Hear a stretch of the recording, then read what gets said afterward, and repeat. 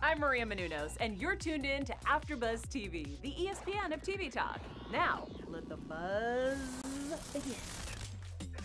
What's going on, Walking Dead fans and Creepshow fans? Have we got a treat for you? My name is Timothy Michael, and I am joined by the Prince of Horror, writer and director and producer himself, Greg Nicotero. Greg, thank you so much for being here today.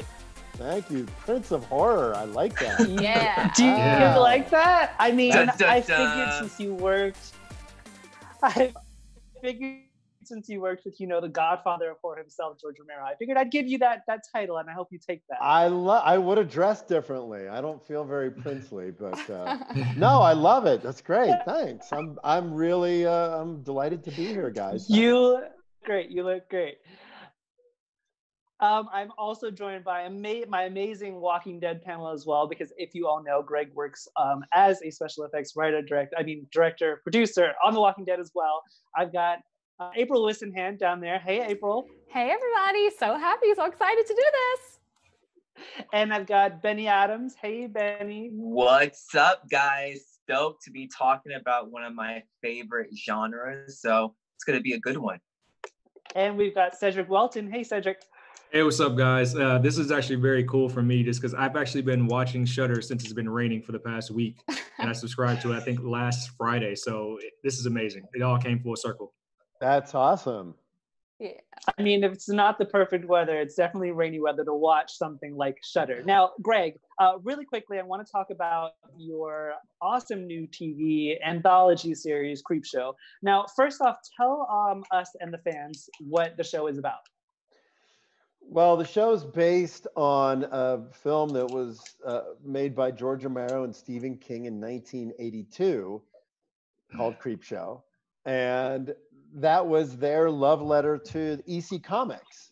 EC Comics were this sort of subversive exploitation type comic book that came out in the 50s and 60s that was heavily censored because these guys were writing these great revenge horror tales, and a lot of people were offended by the subject matter. So of course George and Steve loved it and wanted to pay tribute to it, so they made Creepshow.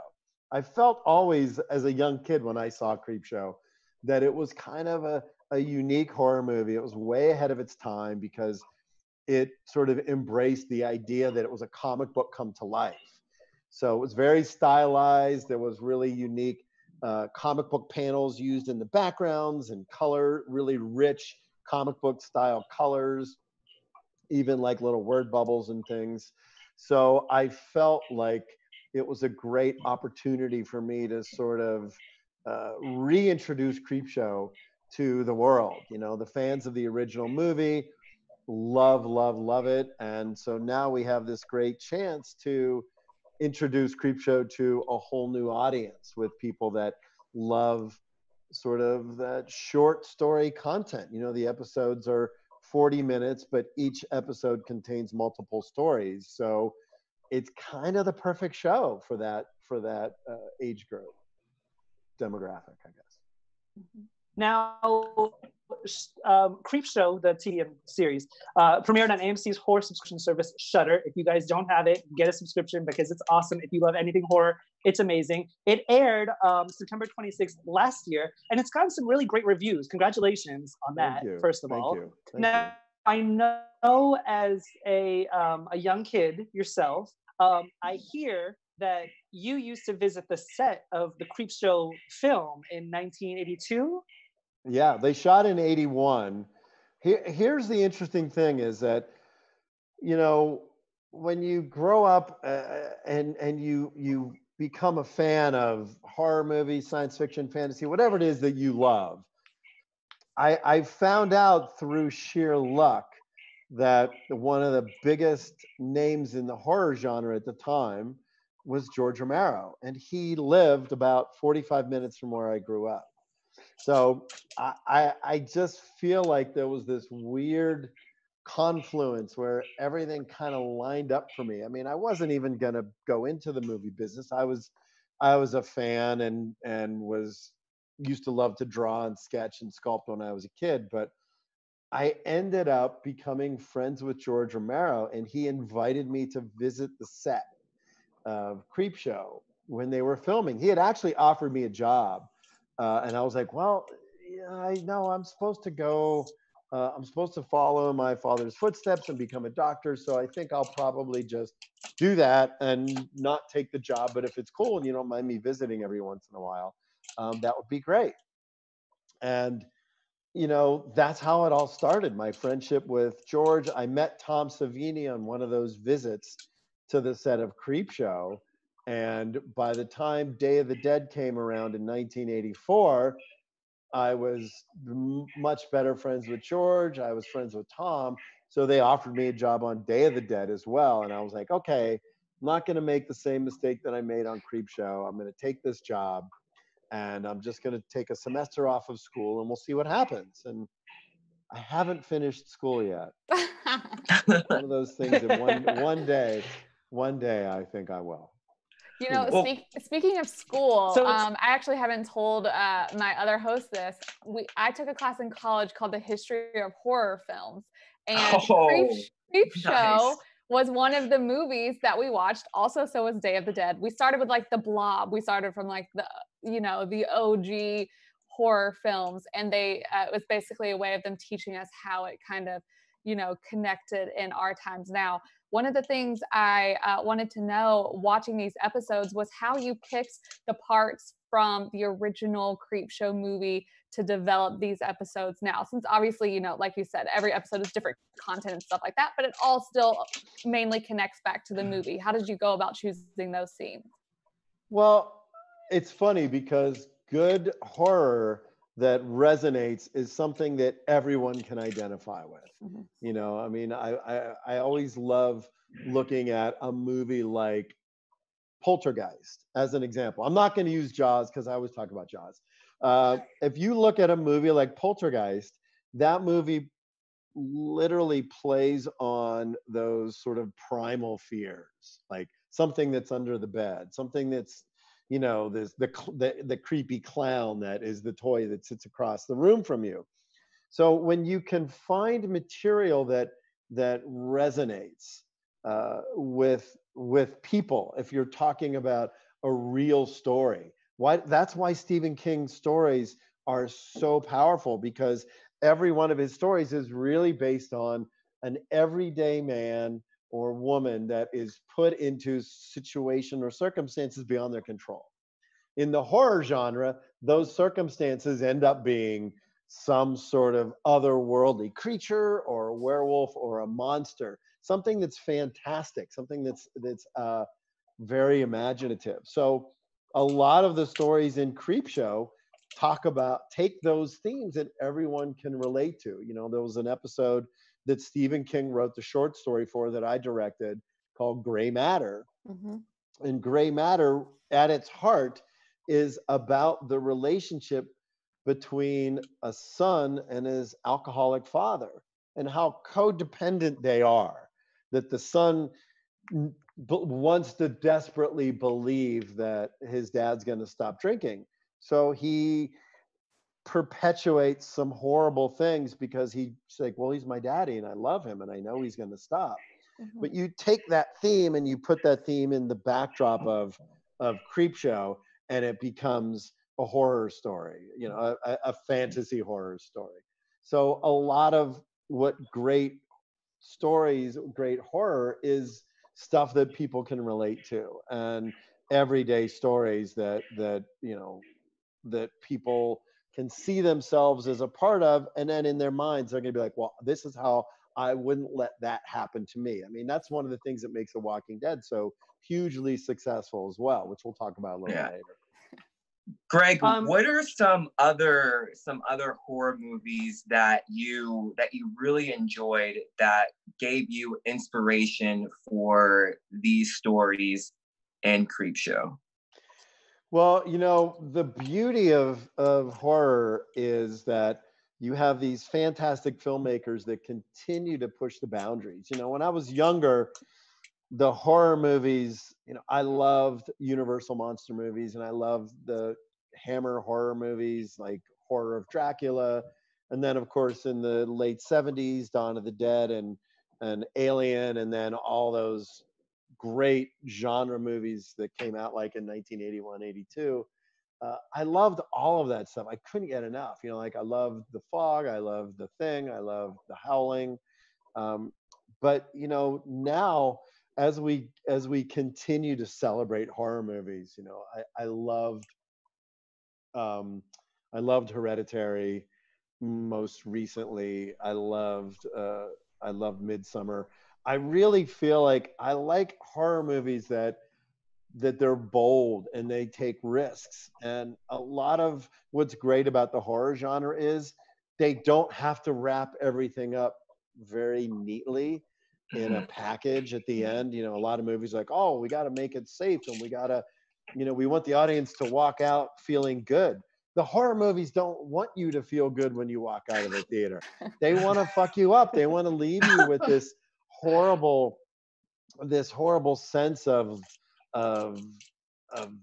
just dread. And I think that's probably one of the reasons why I really enjoyed Hereditary, was because it took me on this sort of dark journey and I had no idea where it was going to go. And I love going on a journey. To me, any movie, any TV show, I want to go on a journey. And if the journey, wherever I land, isn't as important as the fun I'm having on the journey, you know. Greg, since you have such a special connection to Creepshow, I mean, you visited the set, you worked on Creepshow too. Did that put the pressure on you when you were doing the TV series? Did you feel that pressure to make it as best as you could? Well, I felt George's legacy very much on my shoulders. I felt a lot of that I put, listen, all that pressure, I put it on myself. I didn't feel pressure from other people going, this better be good. I put all of that pressure on myself. I knew that Creepshow was a huge brand. I knew that the fans were very dedicated to it. The people that loved the original Creepshow and Creepshow 2, I knew that they were going to hold what I did up to a microscope. Plus, stepping during our Walking Dead hiatus, stepping from Walking Dead into Creepshow, I knew that there were going to be a lot of people that were going to look at it like, okay, well, let's see if Greg's just the zombie guy or if he's got any chops to really be a storyteller and to be a showrunner. And I put a lot of pressure on myself in that regard. I mean, I was fortunate enough to hire some great writers and some great directors, but ultimately I felt like the show was going to live or die on how I took every step each day. And it was intimidating. And there were some days that I couldn't see the light at the end of the tunnel. So I was grateful when the reviews came out and the fans responded very positively, because I put all of my heart and soul into it. I really told the stories that I wanted to tell. And I knew that if nothing else, people would see the blood, sweat, and tears that went into it. And that was probably the greatest accomplishment, was that people saw that and they realized that that I really put everything that I had into it. And I don't know how to do it any other way. So I was grateful for that. Awesome. Yeah, definitely. Go ahead, Benny. Oh, you've worked with so many actors on Creepshow. Who's one actor that you've never worked with before that you would love to have as a guest on the show? Well, I mean, I think if I answered the question as is there an actor I've ever wanted to work with? I would have to answer that part of it, because I don't think the actor that I want would ever be able to come and do it. Because we couldn't afford him. But I'm a big James Bond fan, and Sean Connery. We did one movie with Sean Connery called Just Cause, and I kept thinking, God, I just gotta get to set to work with James Bond. I mean, I was really, really excited, and I have a very funny story. So I was we did this movie called Incident at Loch Ness with Werner Herzog movie. And it was like this sort of fake, it was like this fake Loch Ness monster movie. And we went to 20th Century Fox and we had a meeting. And as we were walking out, Sean Connery was walking past me in the parking lot. And I was with my friend Mike, and I was like, that's Sean Connery, that's Sean Connery. And I got super starstruck and I didn't know what to do. So I was like, okay, I'm just gonna pretend to tie my shoe just so that I can be like, oh, there he is, he's right there. So I bend over and I'm tying my shoe, and he walks by and he looks at me and he goes, you're wearing boots. And he just kept going. And I was like, I totally got busted because I was just completely faking to tie my shoe. But I love that I still get starstruck, and that working with actors and working with super talented people that are in the business, I really get excited about it. I get excited because I'm in awe of anybody in the film industry, from a production assistant all the way up. I'm in awe of people that get to contribute to this art form, because it really is a fascinating job, and it's not easy, and it's not as glamorous as it appears to be. So I'm really grateful. Awesome. Something that I wanted to ask you about the show was the casting. Obviously, you're not the casting director, but there's different actors in every episode. Some that surprised me. Obviously, we're Walking Dead people, so we love seeing Kaylee Presley Fleming. We got Tobin Bell, David Arquette, Kid Cudi. I was like, what? But so how do y'all go about choosing the people for every episode? And will we see any repeats in season 2, or will things be totally different? Well, we were fortunate, very fortunate on season 1. When you're doing a small show like this and no one's seen it before because it hasn't been on the air, so you can't say, oh, well, here, go watch an episode and see if you like it.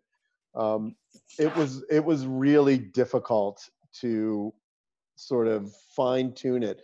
The advantage we had a couple advantages. Number one is it's like, oh, it's only 3.5 days. So, you're in and you're out. It would be great. So we were able to get actors that could fit stuff in between their schedules. But Kaylee was actually the first person that we cast on the show, because I was directing the season 9 finale, the big snow episode. Mm-hmm. And I had developed the script with Josh Mallerman, who wrote the short story. And I thought, this whole episode lives or dies on this performance of this little girl. So we're standing on set, and there's all the fake snow everywhere. And I look at her and I said, hey, what do you think about coming and doing an episode of, I have this show that I'm going to produce in the hiatus. And she was like, yeah, I'll do it. Like, she didn't even have to read it. And the funny thing is, when we started shooting the show, everyone's like, wow, but we got to bring her in from out of town, and we got to put her, like, there was all these like weird little production things that you're like, come on, she's an unbelievable actress. I mean, if it's, extra $300, who cares? Like, she's perfect for the role. Mm-hmm. And I was so proud of her and so excited that she just showed up, and she made that episode sing. She's just so talented.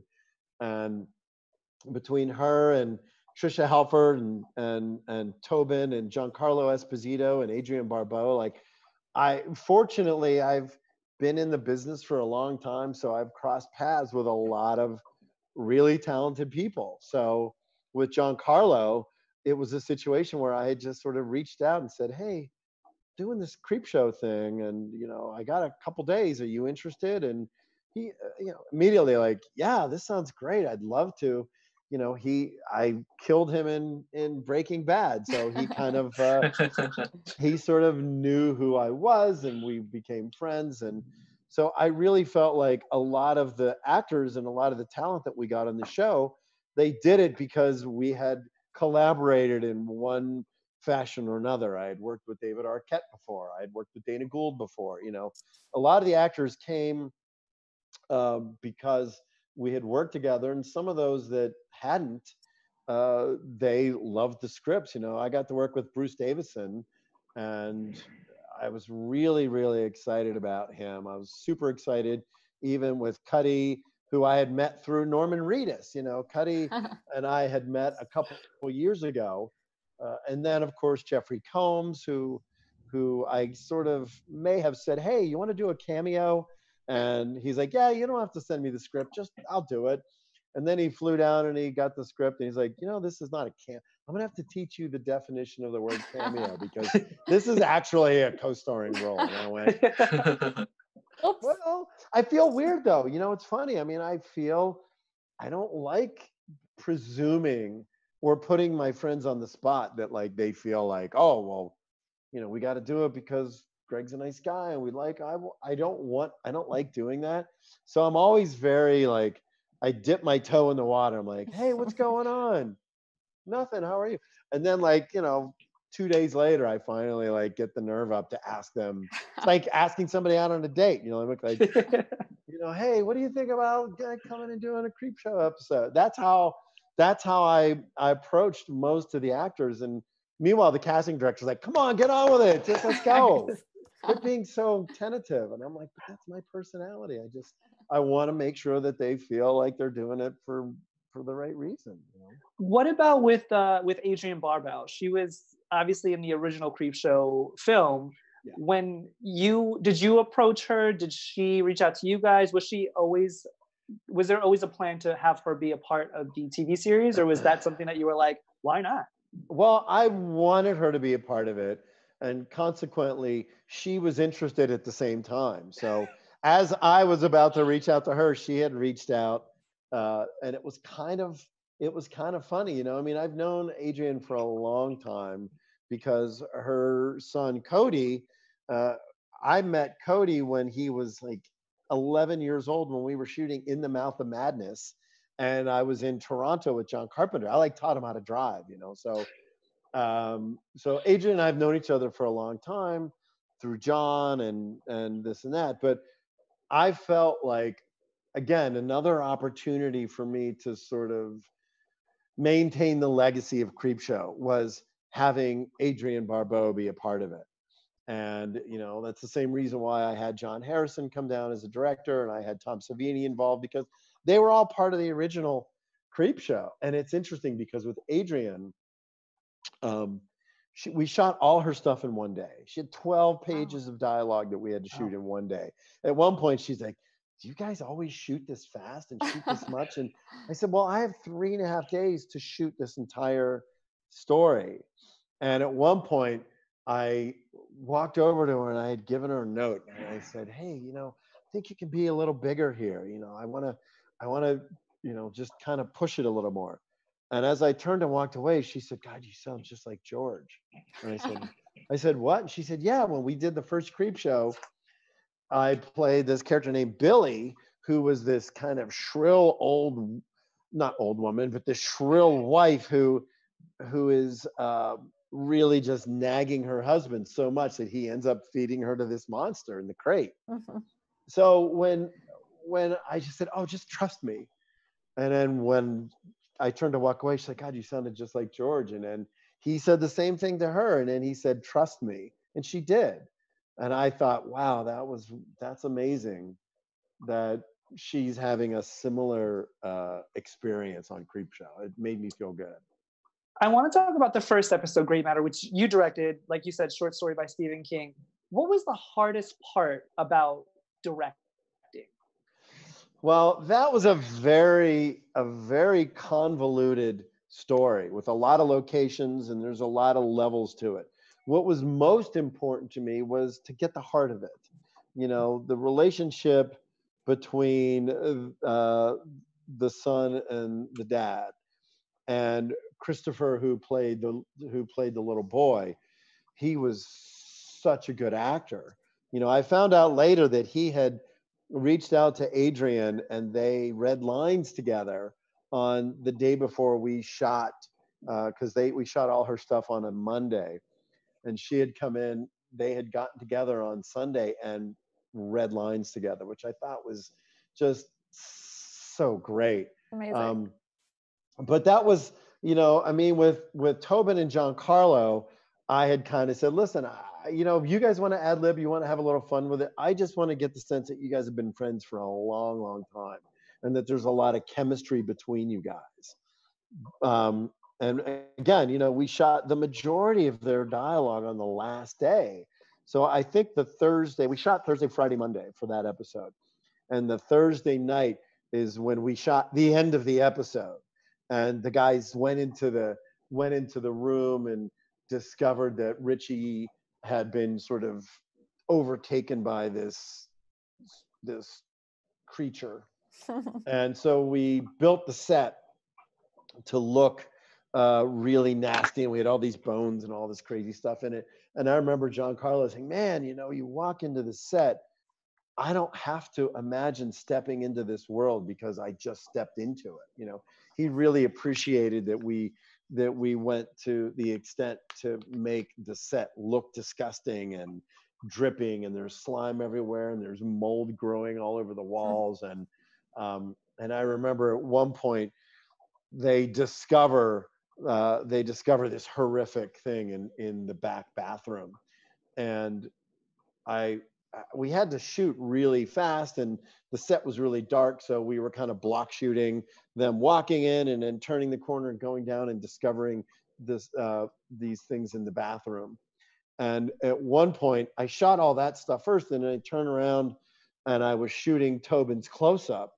And I told the effects guys, I'm like, bring the stuff into the bathroom because I want something for the actors to react to, because it's really important.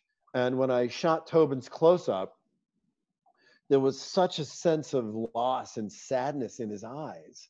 And he said to me, he's like, thank you for giving me that bit to play off of, because I wasn't really sure, because we were just sort of searching this dark room until I saw that, and it just made everything make complete sense. So a lot of times, you know, I mean, sometimes when actors are on a big green screen and they're just reacting to like a gray ball or something, Creepshow, really, we were able to do a lot of practical effects and to build a lot of stuff into the sets and into the production design that the actors could react to. It gives you a great performance.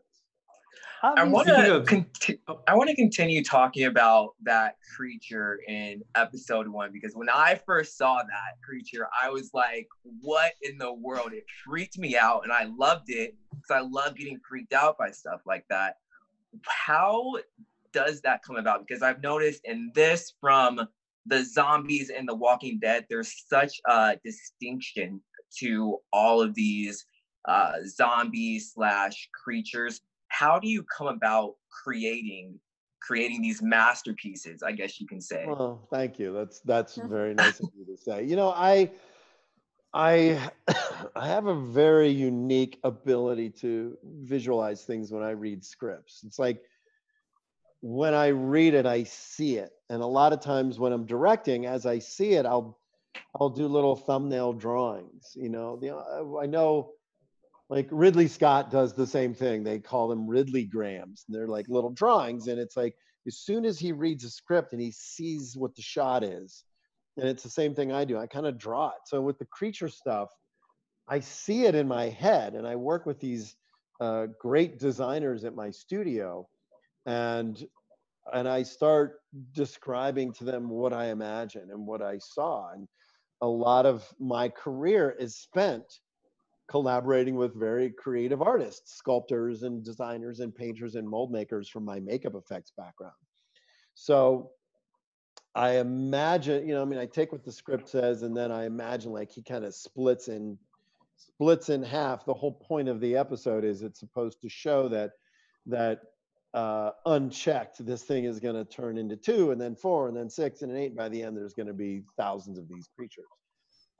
So we did a practical suit that we did several versions of, with a head splitting in half. And then what I really wanted to do was show that as the creature continues to grow, it's growing in the environment. Like the shape of the hallway can't contain it, so it's just getting bigger and bigger. So my makeup effects team designed multiple stages in the computer. We did like ZBrush 360 versions of the creature, and then we handed those off to the visual effects team. And that's probably the biggest visual effect in the entire series, is that creature that's growing. And the advantage was there wasn't a lot of light. It was a dark room so that the flashlight could flash across it and you could see little bits and pieces. But I always feel that creature work works the best when it takes advantage of the surroundings. Like when you see the creature's arms pushing up into the ceiling and parts of the ceiling falling down, your mind tells you that it's a physical thing because it's having actual physical repercussions to the set, to the location, the hallway. So I'm always trying to find ways to make our creatures feel real and grounded in the world, because they're not. We're creating them. So that particular sequence was really important for me to show a very quick progression of this creature growing and how it affects its environment. Greg, we all want to pick your brain on so many things. Cedric, did you have any questions that you wanted to ask? Yeah, I did. Actually, Greg, you were talking about sets a minute ago, and I know last year Creepshow became exclusive out here in LA to Universal Studios Hollywood and Halloween Horror Nights, which I go to every year. I was curious because I think last year we actually saw some scenes from Bad Wolf Down and Gray Matter there, as well as the 1982 film. Will we continue to see more collabs down the road with the mazes and bringing these characters to life for fans to actually get a walkthrough? And I'm wildly optimistic that we're all going to be able to leave the house soon. So that's what I want to know. Yes, well, I'm with you on that. It was really great. I've collaborated with Halloween Horror Nights both in Hollywood and Orlando for the last 10 years because we had done a lot of Walking Dead work with them. And one of the things that I feel, listen, Halloween Horror Nights is probably one of the greatest horror experiences that you can have because it's so immersive. You get to one minute you're in the queue line, and then the next minute you're standing in the Wolfman's lair or Michael Myers' house, or you're standing in the Creepshow maze. I love it. I just love it being such a fully immersive experience. And so I was really excited about Creepshow. I was excited that we were able to use aspects of the original movie as well as the TV series. The only thing that I was a little bummed was that the maze opened before the show had dropped. So for like the first week and a half, there were people that went through it that didn't know, that didn't have the context. And I actually tried to get Shudder to move up the release of the show to coincide with Halloween Horror Nights, because Halloween Horror Nights is such a mainstay, and there's so much power and excitement behind it that I wanted to tie it in. So I'm hoping that we get to continue to collaborate with them. I'm keeping my fingers crossed that all of this ends for no other reason that we can go to Halloween Horror Nights in October. There you go. Yeah. Everybody stays safe and healthy. But yeah, it's I loved it. And listen, for me, just Universal Studios, the pedigree and the history of knowing that they filmed The Creature from the Black Lagoon and The Wolfman and Frankenstein there. I think one of my dreams one day is to actually have an office on the Universal lot. It'd be amazing. Just for like a month. I could do like what John Landis did, which is he starts working at the mailroom there and then gets an office or something. Maybe I should try that. From your mouth to the CEO of Universal's ears, Greg. Yeah, you never on, know what can guys. happen. Without you being biased, because we know that you directed the first episode and we know all of these stories are your baby, did you have a particular personal favorite episode? It's, as a showrunner, it's really challenging because you fall in and out of love with every story as you create them. It's like having a baby. Like there are times you have a baby, you're like, and then the next you're like, oh, that's the best thing I've ever done in my life. And then you're like, what was I thinking? You just wrecked my car. So I think with Creepshow, the finger was probably the hardest labor that I went through on the show. it was my favorite story. It was the first story that we bought. It was written by a guy named David J. Scow, who's a really good friend of mine, and DJ Qualls did an amazing job. I was really excited about the episode because it was so dramatically different in tone than anything else that I had ever done. So I liked the idea that it was kind of funny and that it was a little dark and it was a little weird. But I think it was also one of the most misunderstood stories, not from the fan aspect, but there were some people that didn't get it, and people that I was developing it with that didn't get it.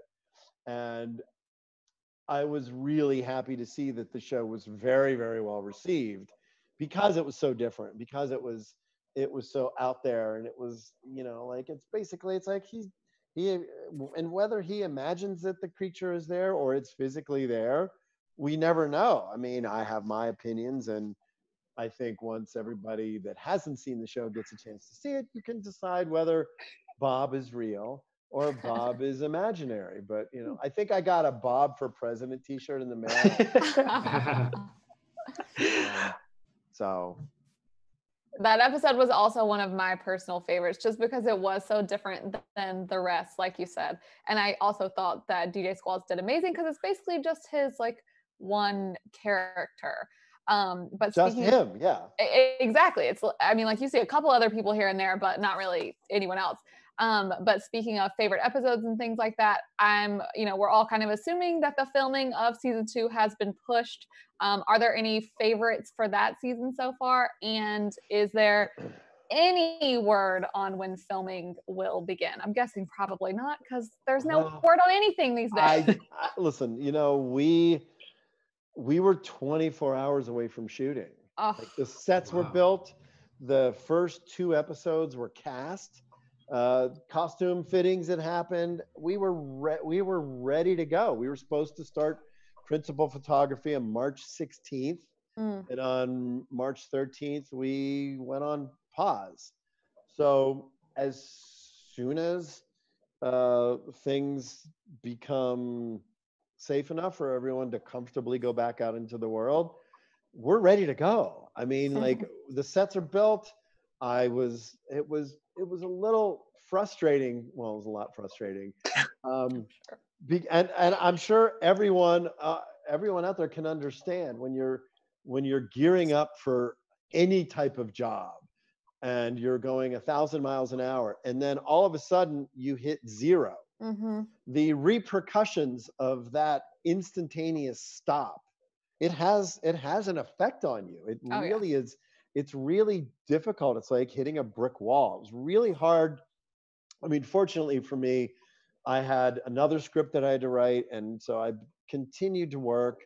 But I'll tell you, it was really hard to just stop, because I feel like I took everything that I learned from season 1 and some very good advice from a good friend of mine named Michael Cudlitz, who, whenever I would get stressed out, Yeah. No, because Michael's been directing a lot, and he's done a great job on The Walking Dead, and he directed a couple episodes on the new spinoff. He would just be like, dude, just remember to have fun. Like, if you get stressed out, because I would call him like, I'm getting overwhelmed, I'm getting buried, I'm feeling this. He would always be like, just, dude, if you're not having fun, then don't do it. I'm like, good advice. Okay. So season 2, I entered season 2 a completely different animal. Like, I wasn't gonna bite off more than I could chew, because in season 1, I did everything. I was designing comic book covers and pages, and I was photoshopping little word bubbles onto the pages. Like, I didn't know how to not do everything. It's just my nature, because I had a very specific vision for Creepshow, and I wanted it to be perfect. But it's an imperfect world. Not everything will be perfect. So season 2, I sort of approached season 2 a little differently. I wasn't going to allow myself to get so overwhelmed out of the gate.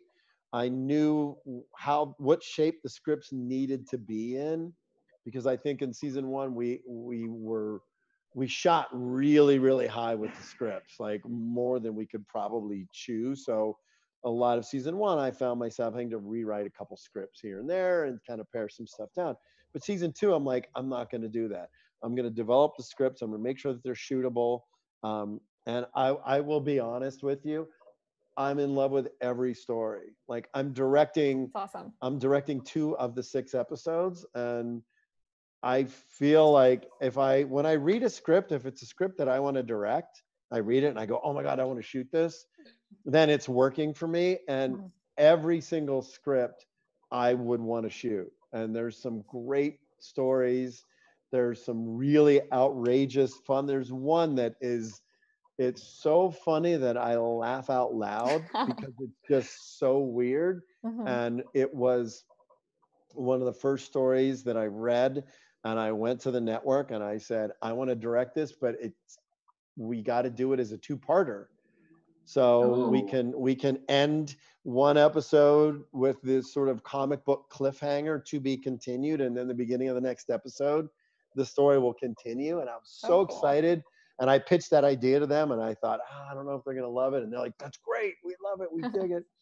So I've been really loving developing the stories and hiring the actors and the directors. And now, we're all just kind of, we're kind of waiting around. Yeah.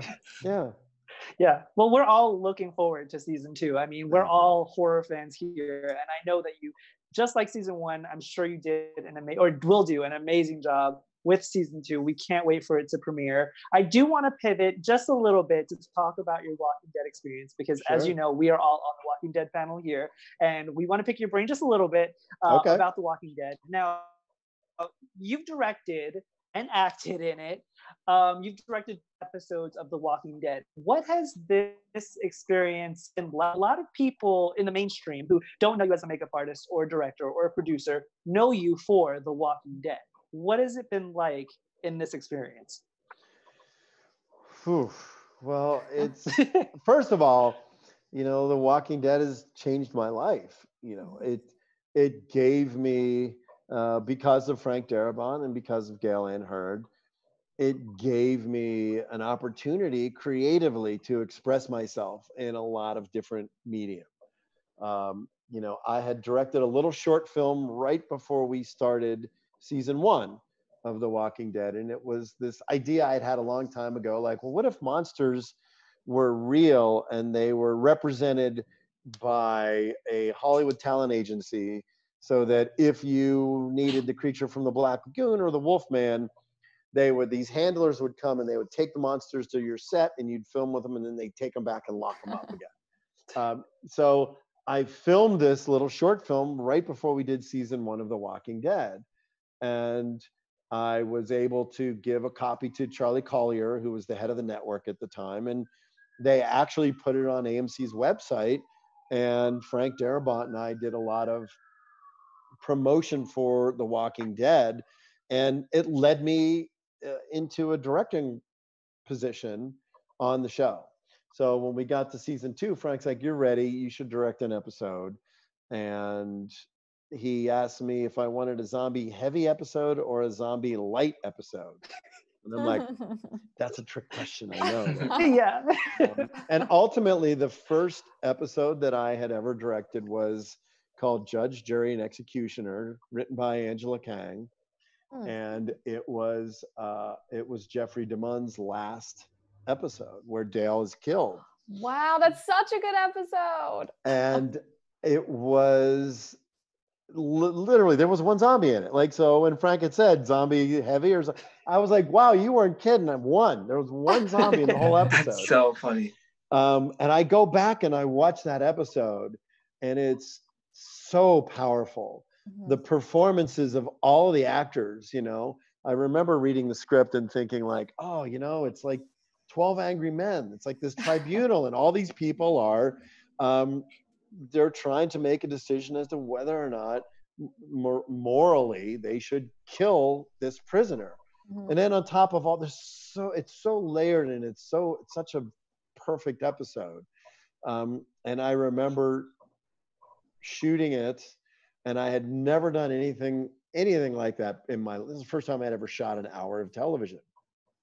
and I was terrified. And I think the only person that might know that I was terrified was Andy Lincoln. And I don't think I told him I was terrified until we were done. But you know, the unique thing that I had was I had the actors' trust even before I shot the episode, because in season 1, they knew who I was. They got to know my commitment to the show and how important it was to me to make the show as good as it can be. And I think having the actors on my side and having the actors' trust was huge in me being able to pull that episode off. Even when I had dinner with Jeff DeMunn, Jeff and I talked about that, and he's like, listen, I'm glad it's you that's handling the directing chores on my last episode.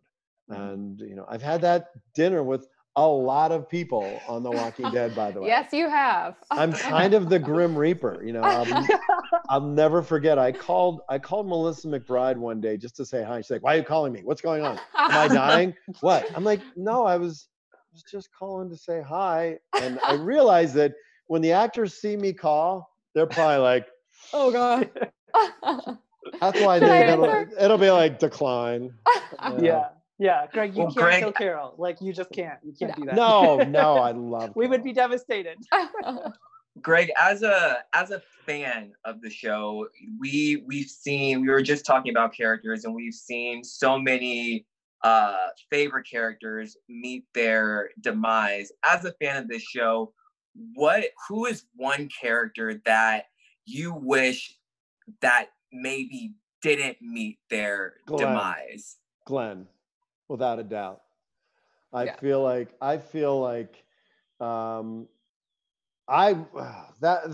listen, I directed that episode, and I was proud of the work that I did on the episode. It's still so brutal, and it's so hard for me to watch that episode, knowing what a great character Glenn was, and even in the comic book, like the brutality of that moment. I was sitting next to Stephen Yeun at Comic-Con when that issue came out, and we were at a breakfast for Fox International, and I was sitting with Robert Kirkman and Stephen Yeun, and the comic book was on the table, and I said, "Oh, I haven't seen it yet," and Robert's like, "Well, it's right there." And I opened it to the page with Glenn's eyeball sticking out. And I went, "Wait, what?" It was so senseless in terms of the way that it happens when he goes eeny, meeny, miny, mo. And I remember just the same as I was affected by Laurie's death in the comic book, because in the comic book, she's killed when the governor attacks the prison, and she's holding Judith, and they're both killed. And I remember looking at Sarah Callies and being like, "Oh, I hope that's not what we do." It's just horrible. So there were certain moments of the comic book that haunted me. And I remember the first one was Carl shooting Shane in the comic book. And I actually remember when we were in season 2, and it wasn't Carl that shot Shane, it was Rick. Right. And I remember saying, "Guys, I think Carl should do it." I really loved it in the comic book. And I remember calling Robert Kirkman and like fighting for that, because I said that stuck with me. I said the Laurie death in the comic book and the Glenn death in the comic book. The Glenn death haunted me because of just how senseless it was. So when we got to that moment in the show, it was, I felt like, as difficult as it was, I wanted the audience to feel the same senselessness and inability to do anything that I felt when I read it. And it was hard. And it was, I mean, going back in time, like, would I have wanted Glenn's character to go? Probably not, because I felt like it was a character that really did a lot for the show. But, that was the course that we took. Goal achieved, because we all are still affected by it. I know, and it's sad, and I you know, I miss it. And you know, the interesting thing, if you think about the reason that the Walking Dead show hit the ground so powerfully, was because it was a show about survival. And Frank put this amazing ensemble cast together, and it was a show about survival and about what people do to survive. And that particular moment with Glenn, it's always been rough, and it's always where even the comic book takes a very unique turn, because you're introducing this character that is so cold-blooded and so malicious in how he handles things, that it's just hard to ever really be comfortable with that moment ever. I know you're talking about the demise of some of our favorite characters, and we lost a lot over the past years. And there was the characters that you wanted to see remain. Do you have a favorite send-off? Because I know we were talking about this on our panel a couple weeks ago, some of our favorite send-off episodes. As a fan of the show, who is your favorite? Well, listen, I mean, it's a little hard for me to not be a little prejudiced about Rick's send-off episode, because I was really invested in giving Andy the greatest send-off episode, and we worked really hard on it. And the fact that we were able to get Scott Wilson in there, and Sonequa, that, and John Bernthal, you know, what I loved about that episode is that episode gave me an opportunity personally to revisit those characters and those moments. You know, I was going through, it's funny, the shot of Rick riding on the horse, or I'm sorry, the shot of Atlanta, and Rick's on the horse, and the camera pulls back and Bernthal's in the car. We shot that shot on a green screen, and I was like, guys, I remember being on set the day that we shot Andy in the streets of Atlanta, coming around the corner on his horse. I said, if we pull that footage and we find just enough frames before he enters to use that as the background, we can do it. And then I said, I remember on season 2 at Herschel's farm, we shot time-lapse photography of the barn and time-lapse photography of Herschel's farmhouse. I know we shot all that stuff because I directed it. So I was able to remember pieces of the show's history that we could incorporate into Rick's visions. And that was really, that was super satisfying for me. And I felt like it was a good send-off episode because it honored the spirit of what we had spent nine and almost a half years building. So I was proud of the episode a lot, very much so. Now, speaking of Andrew Lincoln's character, I have to ask you, because of his send-off, they have announced the trilogy of movies that will be released on AMC and in theaters. Are you involved in any way? Is there anything that you can tell us? I can't tell you anything. I know, I try. You know what? I made the mistake of saying, I'm an open book. You can ask me anything. Yes, I'm involved. I'm, you know, the script is being refined as we speak. And I think Scott could probably speak more to it, and Robert and DA. But you know, I've read pieces of things, and you know, that's all I'm gonna say. I can read. Okay. I had a script and I can read. I don't want to get you in trouble. We can settle for that. Another question we always, or I should say often, talk about on our after show, you talking about Glenn, and then of course Rick's send-off episode, it brings this up for me, is whether we should be remembering what Negan has done or whether he's redeemed at this point. So as a fan, question. Not as a director, but as a fan, what's your opinion on that? Well, I I think that Maggie should have killed him. Oh, I like that. And I'll tell you something that's kind of funny.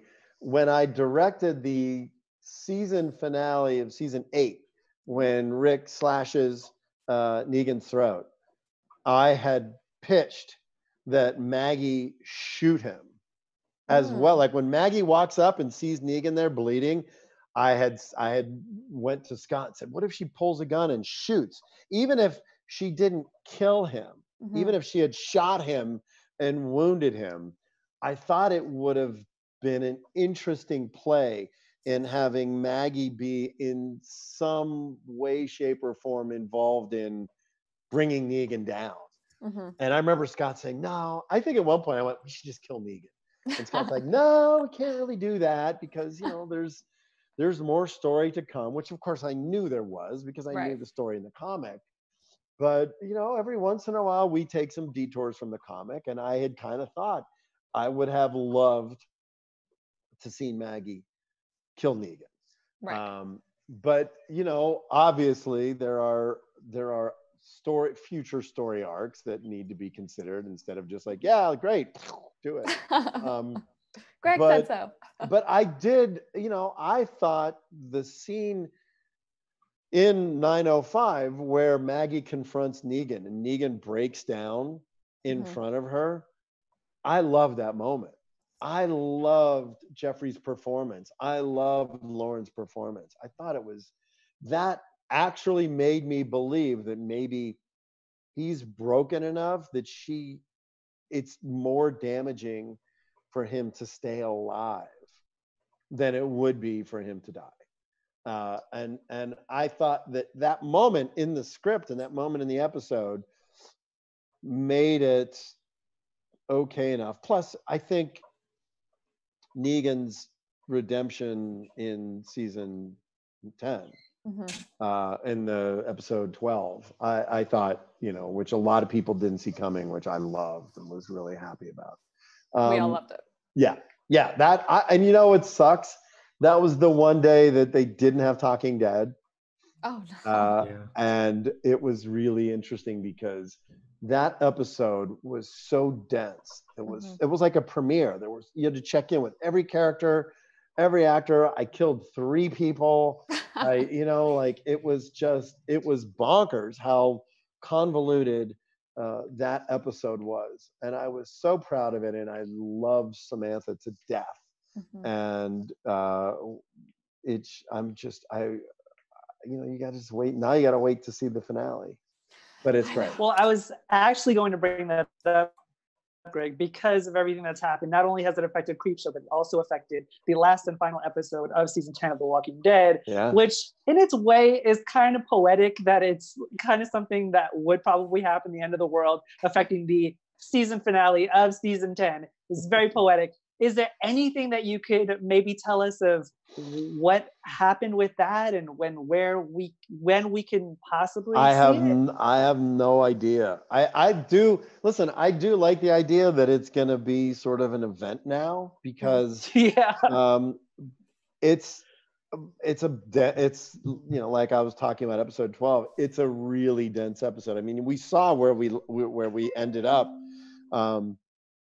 in episode 15 at the end of episode 15, and you know, I think that they released the first couple minutes of episode 16, and you sort of see where everybody is. It's, you know, it's not good for people. Yeah, but it's a great episode. It's a great episode, and we're very, very excited to see it when it finally does air. We know that we've chatted your ear off. We know that we picked your brain about a million subjects. We just want to thank you so much for, you know, taking your value, spending it with us, because we're huge fans of you. We're all, I'm sure, a little starstruck in having you sitting here with us. I can't believe I'm talking about this. Yeah, absolutely. I'm freaking out over here. So much. I know. Well, listen. Let's do it again because I love doing this kind of stuff. I love talking.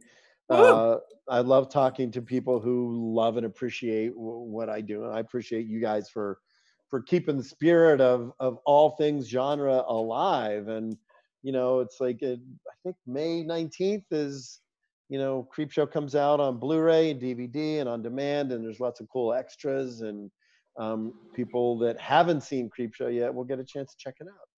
We're very excited. Thank you so much for joining us, Greg. If anybody doesn't have a Shudder subscription, go and subscribe now, because you can see my new friend Greg Nicotero's work on Creepshow Season 1, which aired on September 26th. Like he said, it'll be on Blu-ray and DVD May 19th. Very excited for that. I am Timothy Michael. You guys can find me everywhere at I am Timothy Mike. April, I'm going to shoot it over to you. Y'all can find me everywhere at April Whisenhant. And you guys can find me on all social media at Benny J. Adams. Yeah. And you can find me on Instagram at Said is the Answer and Twitter at Said Says. And Greg, where can you can find me only on Instagram, because Instagram is the only social media that I do. It's at G Nicotero, and I post lots of cool behind the scenes videos and Walker stuff and pictures that I've collected for 11 years of Walking Dead and another 30 in the makeup effects industry. So amazing. Fun stuff. Yeah, get it.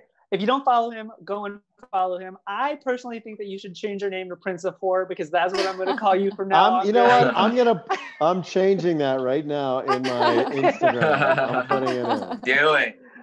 Greg, once again, thank you so much for being here. We will see all of you guys later on. Thanks, guys. Bye. See you guys later. Bye, guys.